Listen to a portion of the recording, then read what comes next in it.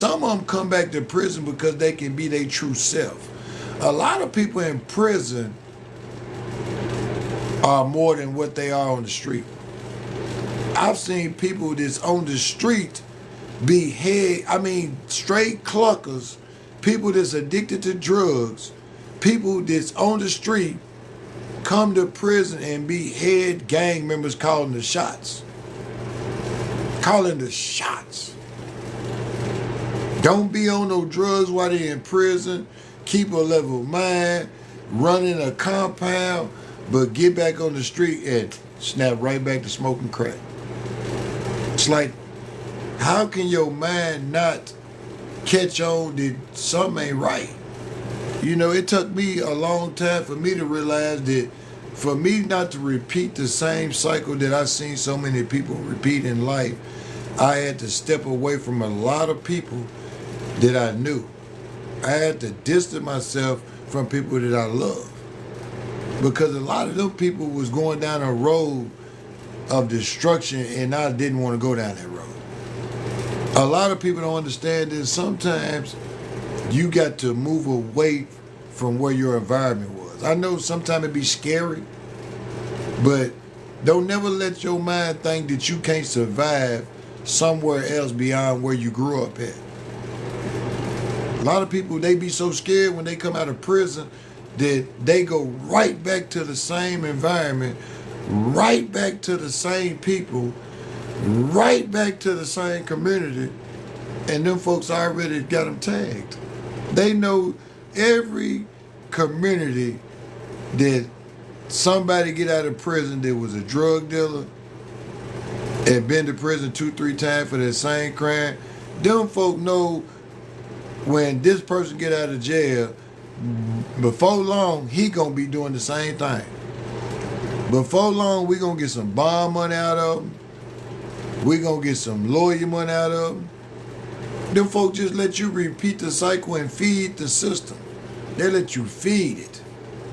Because what people don't understand is, without criminals, you wouldn't need no judges, you wouldn't need no lawyers, you wouldn't need no doctors.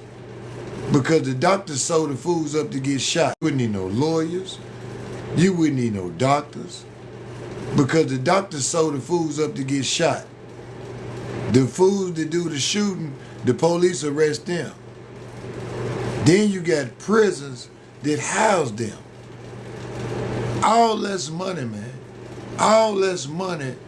And when I sit there in prison and I watch them folks murder each other, and them folk come in there and clean them up, clean the little blood up, pick them fools up, put them in the station wagon, because they're in the penitentiary, they don't got real ambulances. They got station wagons. Man, they put them folks in their station wagon, they pull that mop out, throw a little bleach on the floor, clean that shit up, and holler child time. Child time. Like you didn't just see somebody get butchered and put in a bag. That's a lot of psychological problem. People don't understand when you do a long period of time in prison, it's more about the psychological thing than it is about the time. Because after you do so much time, time ain't nothing. You don't start counting calendars no more. You don't count days. You don't count hours. You don't count years. When you doing a long period of time, you just zone everything out and just let the seasons go by. You got Christmas, Thanksgiving, Halloween, Christmas, Thanksgiving, Halloween, Christmas, Thanksgiving, Halloween. That's the repeating cycle that goes on when a person has a long period of time in prison. And a lot of people cut their family off, and the family don't understand because there's some people in prison that has a good support system that helps them out, but they misuse them, man. They misuse them. They call them all the time. Like, dude, when you was out here, you didn't even call your family every day. But now you get in jail and prison, you want to call 4-5 times a day. And then at the end of the day, guess what you want to holler out? Oh, can you call this girl? Man, I'm not finna let you call and run my phone up trying to chase down no gal in these streets. You know, I've seen them. I've seen people get on them phones before they had cell phones in prison. I've seen them dudes get on that blue box and lose their mind. I'm talking about they be chasing that gal from sun up to count time to lockdown. And then when they popped up with them cell phones in prison, man, them dudes got to stalking them girls out there, man. They wouldn't let them go. You know, because if you got 25, 30 years in prison, you can't expect nobody to be faithful. You can expect them to ride with you and be loyal and help you out when they can, but you ain't got no control over that person, man. You can't call from prison and run that person's household. You can't, I don't even care if you hustling and sending them folks some money.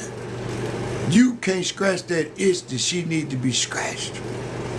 You doing 15, 20 years in the penitentiary, somebody need to scratch that itch and you just need to close your mind. That's just real. If somebody helping you out when you in prison, you don't need to be calling home, asking questions to answers you don't want to know about, man. Let that just flow and let everything do what it's supposed to do. You know, I tell people, man, people from prison and jail put a lot of strain on their families that they shouldn't be putting on. A lot of them. It ain't your family fault that you was out here carjacking, stealing, robbing. It ain't their fault. You know, you can't hold your mama and daddy accountable for your actions and hope they take care of you until they either die or you die. Because you got the rest of your life in prison. And I'm telling you, man, one day, I don't care how much time you get, one day you're going to wake up in that penitentiary and you're going to realize, man, I fucked up. I fucked up. I should have made a better decisions. I should have honestly thought about my actions. But a lot of people be misled in life by their parents. I was taught that I was raised with violence around me, man. I'm talking about my mama was violent, my uncles were violent. Man, my whole family was nothing but drug dealers and prostitutes and crackheads and killers and bank robbers. I'm talking about, I watched them. I watched my uncles and aunties and mamas go to jail for long periods of time for being violent people. And we get dropped off at my grandmama's doorstep like it wasn't nothing, and she opened the door every time. She opened the door every time. No matter how many grandkids she had, she opened the door and said, come on in, baby. Because no matter what, it's not the child's fault that you choose to follow behind some man in the street or some woman in the street and you lose your mind and forget about your children. A lot of people do that, man. A lot of people choose men and women over their children. They do. They really, really do. And it's sad.